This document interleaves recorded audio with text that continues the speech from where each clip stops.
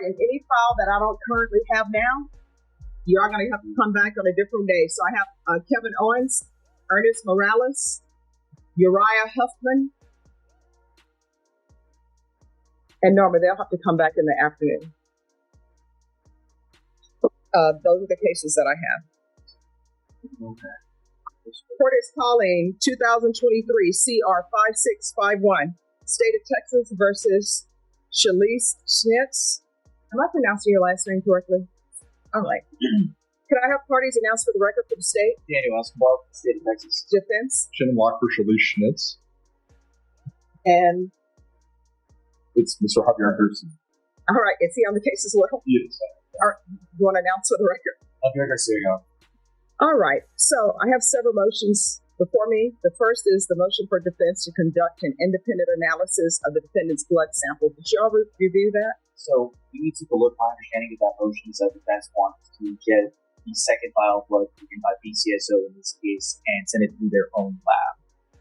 If the state has no objection, I think that's something that they have the right to do. Okay.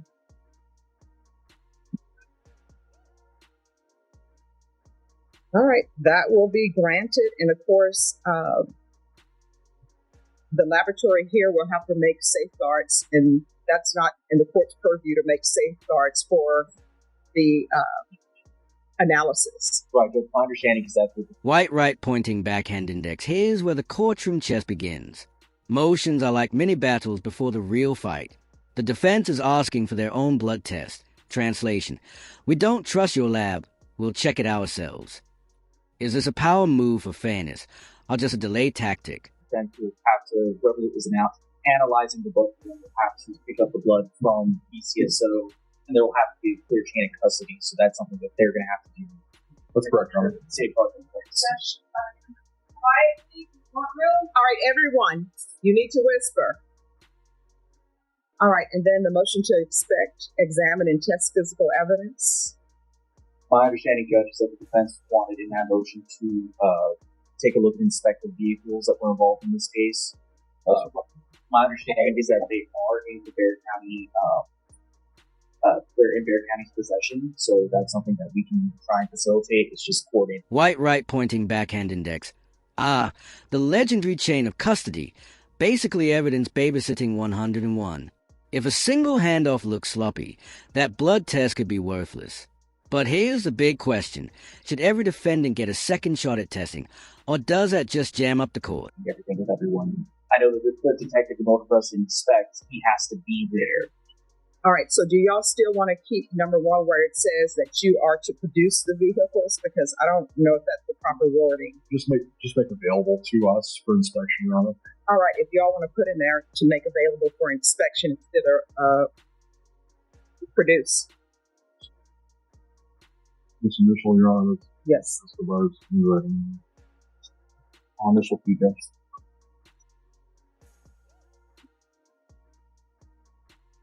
Here you go. All right, thank you.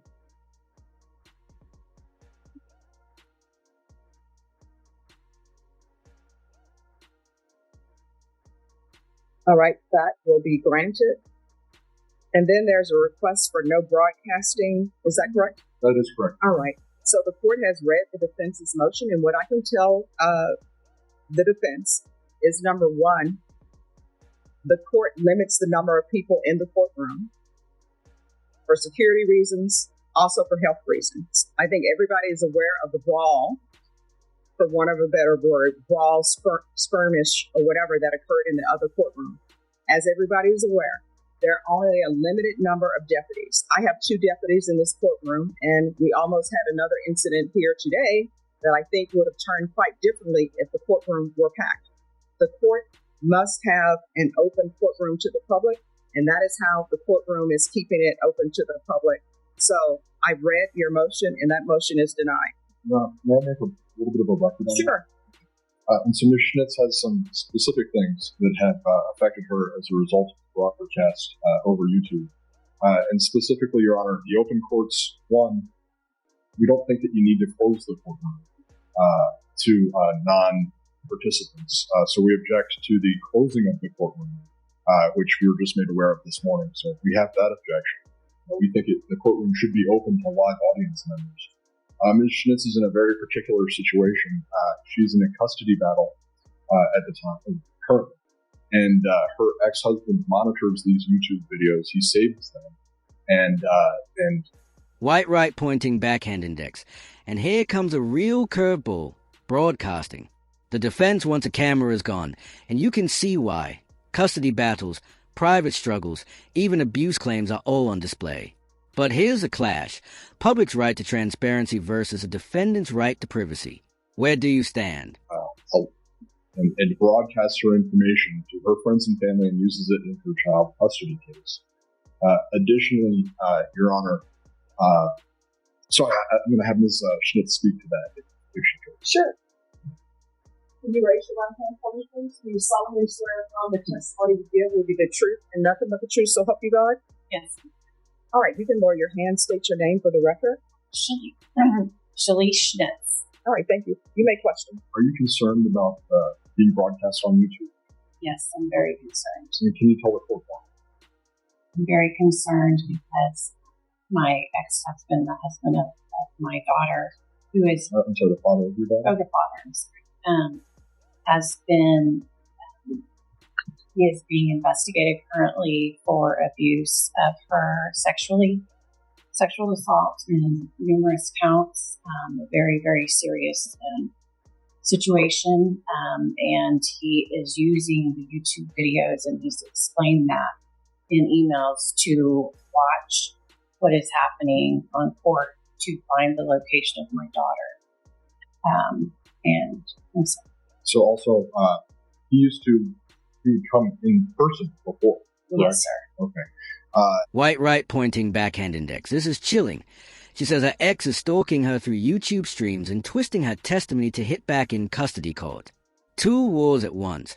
Criminal charges and family battles, all playing out online. Absolutely brutal. And now he knows where you are because he can watch the blood. Is that right? Yeah. Yep. Man. Okay. I mean, yes, sir. And when you...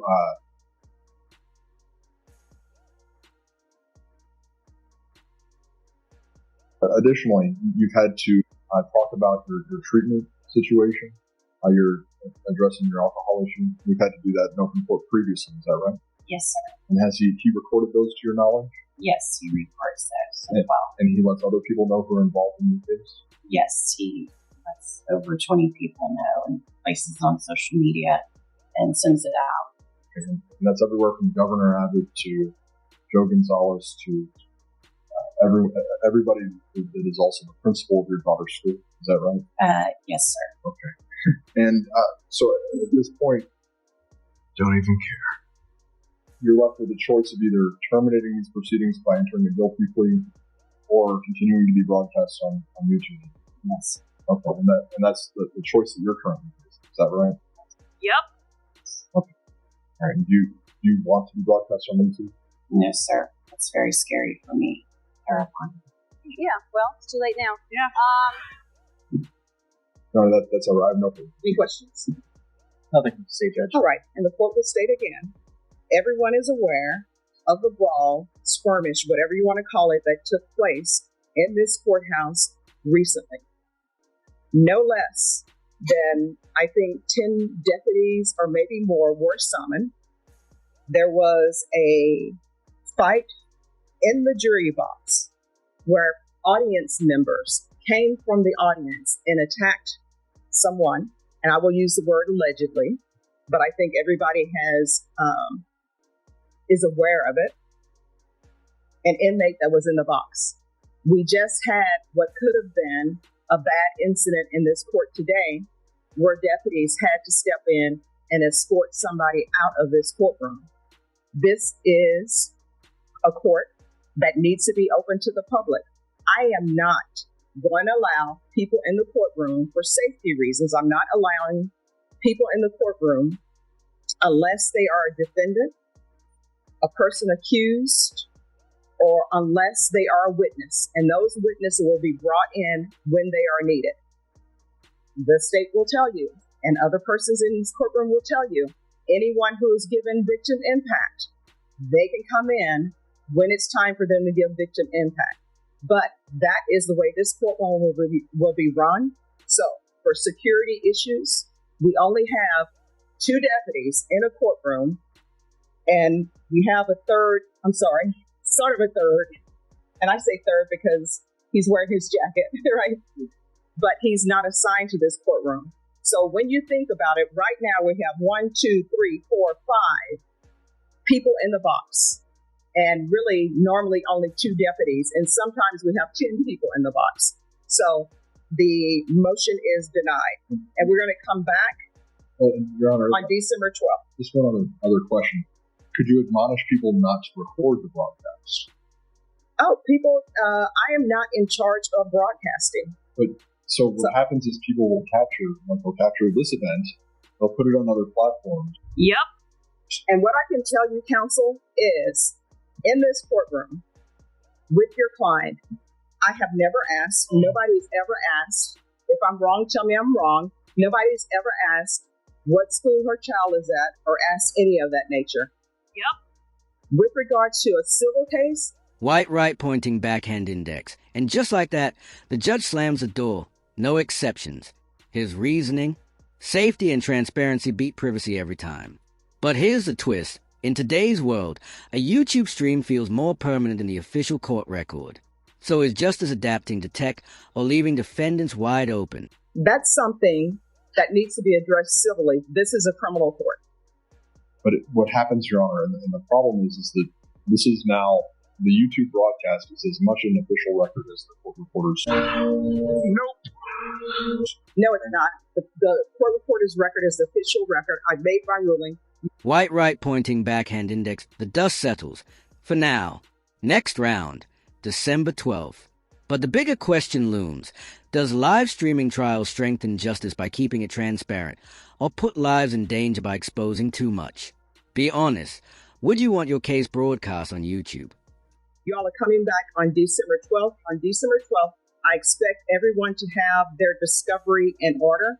If there's more time that's needed to look at a vehicle, let the court know. If there's some issues with the blood, let the court know before the December 12th setting.